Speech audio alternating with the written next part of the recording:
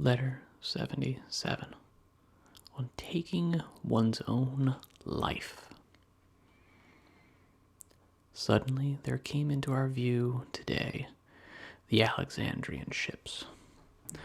I mean those which are usually sent ahead to announce the coming of the fleet. They are called mailboats. The Campanians are glad to see them. All the rabble of Puteoli stand on the decks and can recognize the Alexandrian boats, no matter how great the crowd of vessels, by the very trim of their sails. For they alone may keep spread their topsails, which all ships use when out at sea, because nothing sends a ship along so well as its upper canvas. That is where most of the speed is obtained. So when the breeze is stiffened and becomes stronger than is comfortable, they set their yards lower, for the wind has less force near the surface of the water. Accordingly, when they have made Capreae in the headland whence tall Pallas watches on the stormy peak, all other vessels are bidden to be content with the mainsail, and the topsail stands out conspicuously on the Alexandrian mailboats. While everybody was bustling about and hurrying to the waterfront, I felt great pleasure in my laziness, because although I was soon to receive letters from my friends, I was in no hurry to know how my affairs were progressing abroad, or what news the letters were bringing. For some time now I have had no losses, nor gains either. Even if I were not an old man, I could not have helped feeling pleasure at this. But as it is, my pleasure was far greater.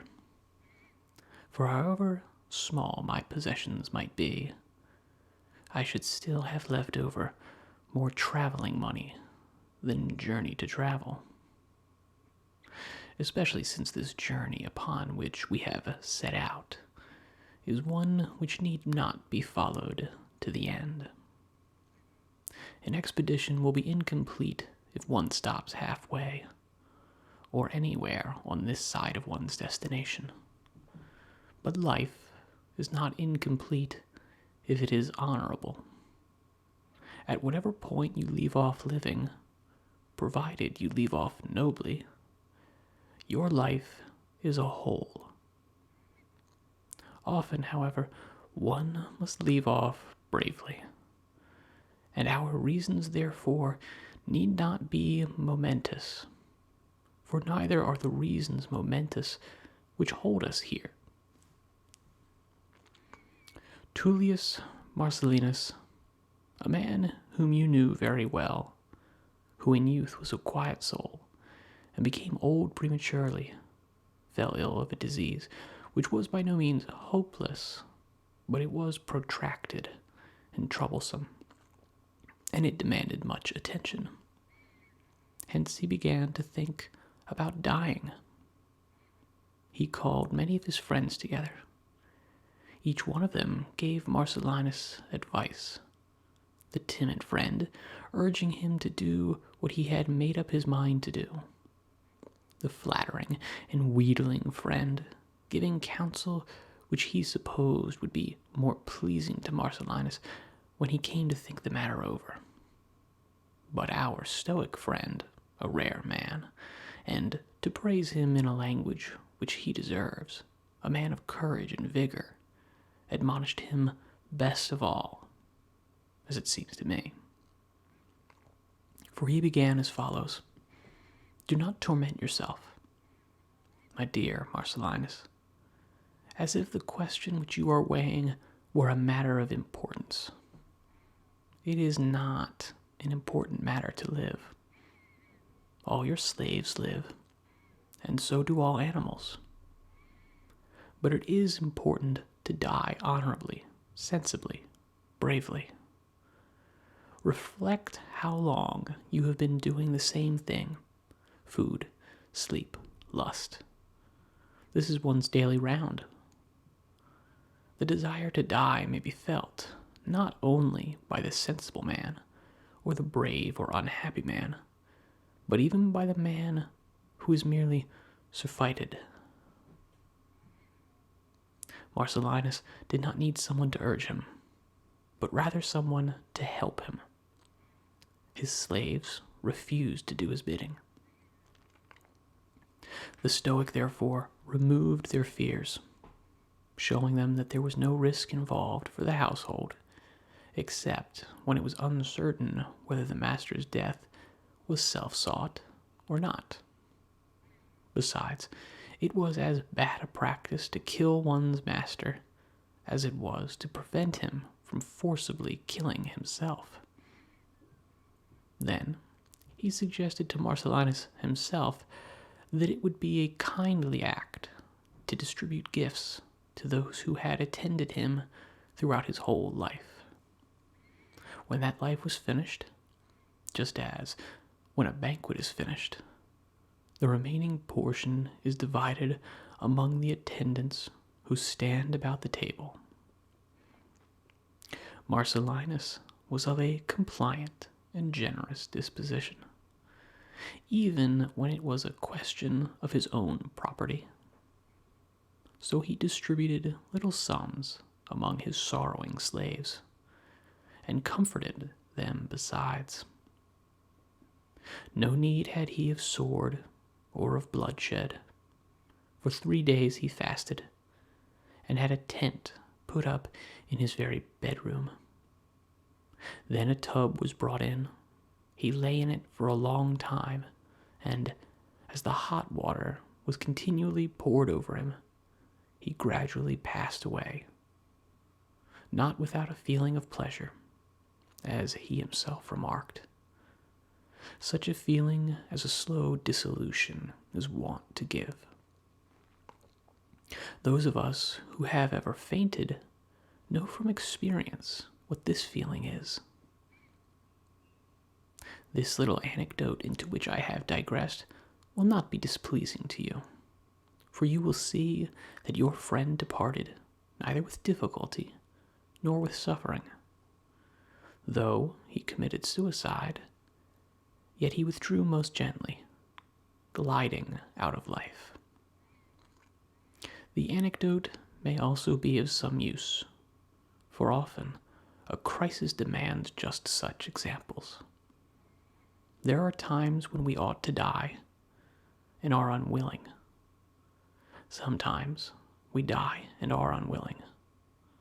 No one is so ignorant as not to know that we must at some time die. Nevertheless, when one draws near death, one turns to flight, trembles, and laments.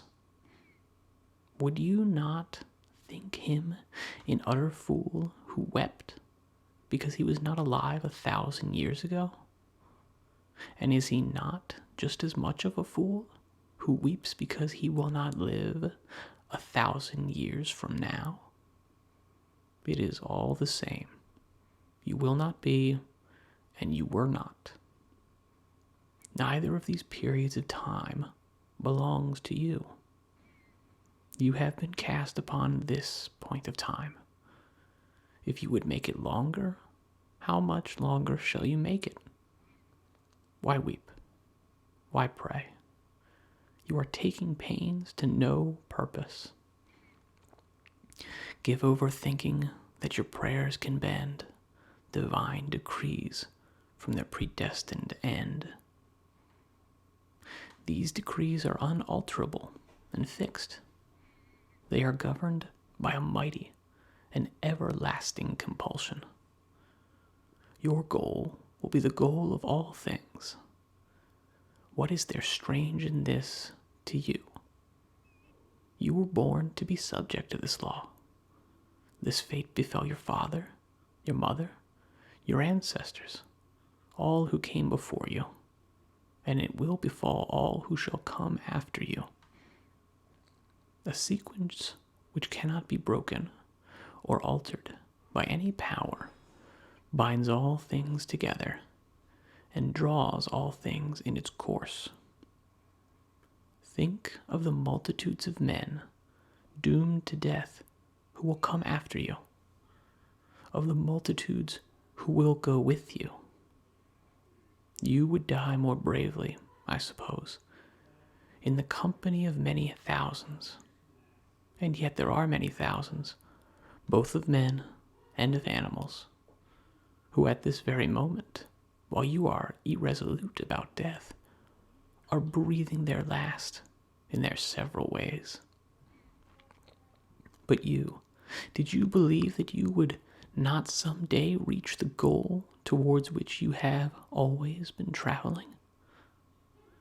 No journey but has its end. You think, I suppose, that it is now in order for me to cite some examples of great men. No, I shall cite rather the case of a boy. The story of the Spartan lad which has been preserved, taken captive while still a stripling. He kept crying in his Doric dialect, "I will not be a slave," and he made good his word. For the very first time he was ordered to perform a menial and degrading service, and the command was to fetch a chamber pot. He dashed out his brains against the wall. So near at hand is freedom, and is anyone still a slave? Would you not rather have your own son die thus than reach old age by weakly yielding? Why, therefore, are you distressed, when even a boy can die so bravely? Suppose that you refuse to follow him. You will be led. Take into your own control that which is now under the control of another. Will you not borrow that boy's courage and say, "I am no slave"?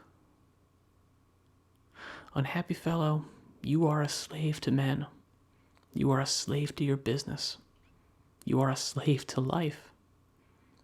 For life, if courage to die be lacking, is slavery. Have you anything worth waiting for? Your very pleasures, which cause you to tarry and hold you back, have already been exhausted by you. None of them is a novelty to you, and there is none that has not already become hateful because you are cloyed with it. You know the taste of wine and cordials. It makes no difference whether 100 or 1,000 measures pass through your bladder. You are nothing but a wine strainer. You are a connoisseur in the flavor of the oyster and of the mullet. Your luxury has not left you anything untasted for the years that are to come. And yet, these are the things from which you are torn away unwillingly. What else is there which you would regret to have taken from you? Friends? But who could be a friend to you? Country? What? Do you think enough of your country to be late to dinner? The light of the sun, you would extinguish it if you could, for what have you ever done that was fit to be seen in the light? Confess the truth. It is not because you long for the Senate chamber, or the forum, or even for the world of nature, that you would fain put off dying. It is because you are loath to leave the fish market, though you have exhausted its stores. You are afraid of death, but how can you scorn it in the midst of a mushroom supper? You wish to live. Well, do you know how to live? You are afraid to die. But come now, is this life of yours anything but death? Gaius Caesar was passing along the Via Latina when a man stepped out from the ranks of the prisoners, his gray beard hanging down even to his breast, and begged to be put to death. "What?" said Caesar. "Are you alive now?" That is the answer which should be given to men whom death would come as a relief. You are afraid to die. What? Are you alive now? But, says one, I wish to live, for I am engaged in many honorable pursuits. I am loath to leave life's duties, which I am fulfilling with loyalty and zeal. Surely you are aware that dying is also one of life's duties. You are deserting no duty, for there is no definite number established which you are bound to complete. There is no life that is not short. Compared with the world of nature, even Nestor's life was a short one. Or Satia's, the woman who bade carve on her tombstone that she had lived 99 years. Some persons, you see, boast of their long lives. But who could have endured the old lady if she had had the luck to complete her 100th year? It is with life as it is with a play. It matters not how long the action is spun out, but how good the acting is. It makes no difference at what point you stop. Stop whenever you choose. Only see to it that the closing period is well turned. Farewell.